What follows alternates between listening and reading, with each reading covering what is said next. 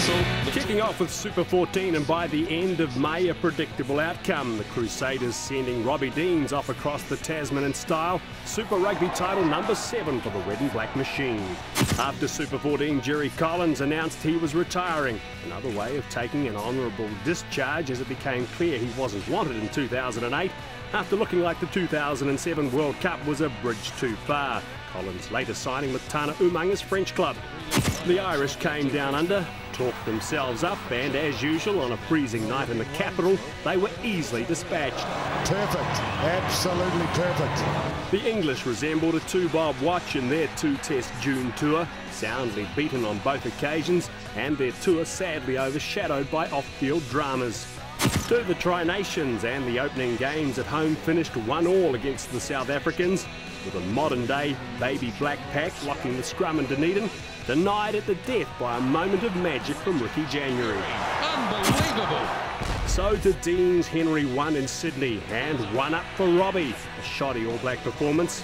But what might have been had Dan Carter had some support, as time after time he cut the Aussies to ribbons.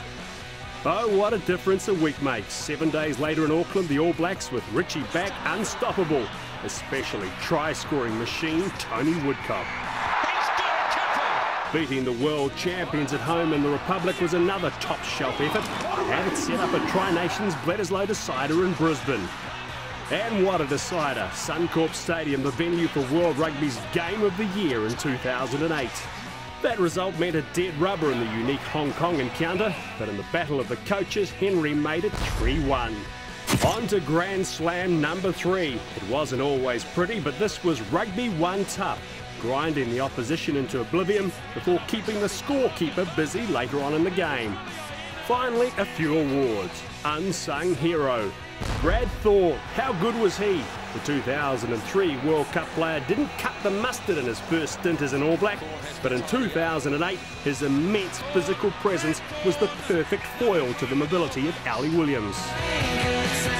The big improver, Ma'anonu, well, still a work in progress, but with McAllister and Major out of the picture, he looked more confident, and he added some nice touches. Player of the Year, Rugby Ed's pick, Tony Woodcock. Straight of back, subtly intimidating, superb, the backbone. All Black scrum, driving England.